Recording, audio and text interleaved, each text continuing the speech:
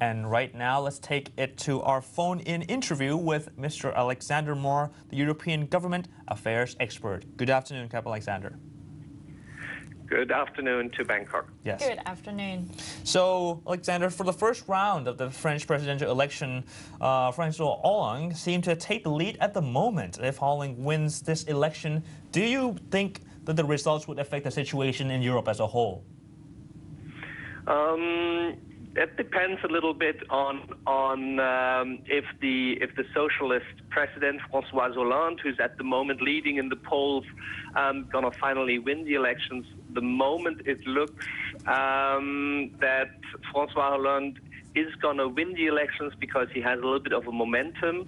However, the elections are quite open because in the first round, which served basically to limit the candidates down to two, there was a huge vote for the right-wing populist Marine Le Pen of the Front National, which could play a crucial role now in the second round, as these 20% of votes might benefit at one point, or a part of it, for the French conservative president Nicolas Sarkozy. So at the moment the race is absolutely open. However, it is possible that if François Hollande, the socialist, if he wins the election, that it will have an impact on the Eurozone as such, as he does not believe as much in the austerity measures, but also believes that growth is the way forward. So at the moment, there's a big question mark in which direction the elections go in France, and there's a big question mark what it then actually means for the Eurozone. All right. Well, according to this, the resignation of the Dutch cabinet has made its clear objective that it wanting to keep the budget deficit to be at the 4.3%. However, but the EU regulation remains at 3%. So how does this resignation reflect the Dutch and as well as the Eurozone's economies? That's a very very difficult question to answer. First of all, the Dutch cabinet resigned because they couldn't reach a deal with the right-wing populist Geert Wilders in Holland, who basically tolerated the government and who always said right from the beginning that he's going to support any budget deficit talks and trying to reduce the budget deficit.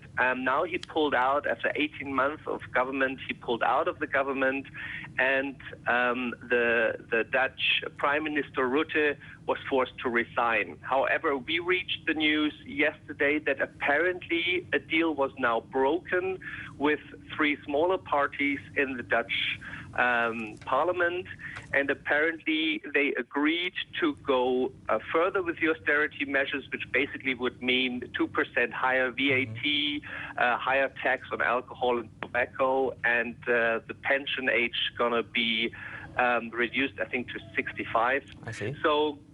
To 67, sorry. So there seems to be a deal broken at the moment. However, it's very crucial that Netherlands reaches this deal because it's one of the very strong economies, and it was always very pro-austerity measures in the Eurozone together with Germany. So it would also be a signal if they would reach a deal, it would be very good for the Eurozone. I see, Mr. Mohr. So do you think that the perspective on Angela Merkel's comments that Europe must implement the austerity program, otherwise it will lose its credibility, to be true? Well, basically, the basic thing is Angela Merkel was always saying that the austerity measures are absolutely crucial for the Eurozone to survive, and she was always trying to push for the 3% budget deficit on a Eurozone level. So to answer your question, yes, this is absolutely correct. On the other hand, in the last 2 days, the European Central Bank President Mario Draghi, an Italian, was at the European Parliament's Economy Committee, and he very clearly said, yes, austerity measures are extremely important, but you also have to look into structural reforms.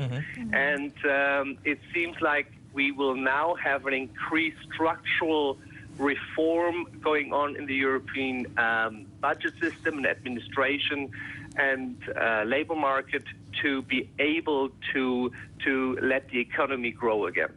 Well, do you think that the $460 billion fund from the IMF and the current EU reserve can or enough to bail out the Eurozone's economy? Nobody really knows. I would say yes, it is enough, but only if you start to see signs that the Eurozone and the national member states are starting to recover and they're going to have an economic growth at one point. I think there are some encouraging signs from Greece at the moment, from Portugal as well. Italy seems to go with a lot of structural reforms at the moment. The big problem the Eurozone has and the banks it has is Spain at the moment, and there was a downgrade, I think, from Standard & Poor's just this morning or yesterday to downgrade Spain by 2 points. So that's extremely dangerous.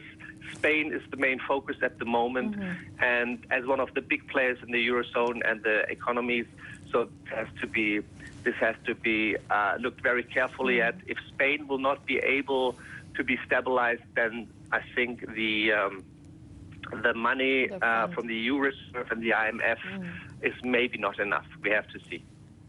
Okay, Mr. Mohr, one more question though. We've been seeing a lot of austerity demands in the Eurozone as well as garnering support from the upcoming elections. So can I ask you whether the Euro sovereign debt crisis, is it an economic crisis or has it been becoming a sovereignty crisis? This is a very good question. I would maybe even go one step further in saying it's becoming now a democracy crisis, as we started with austerity measures. As long as you don't have growth, you have governments who are basically very often only tolerated by right-wing populists, and it seems like left-wing and right-wing populists increasingly see their chance to campaign in their national elections towards anti-Europe and anti-austerity measures, and therefore it's a very dangerous game. If the Eurozone is not able to stabilize the economies and also give the people a certain kind of perspective of economic growth, we are entering in a fundamental question which direction Eurozone and Europe will go as a political system. For joining us as well. Thank you very much. Goodbye. Bye.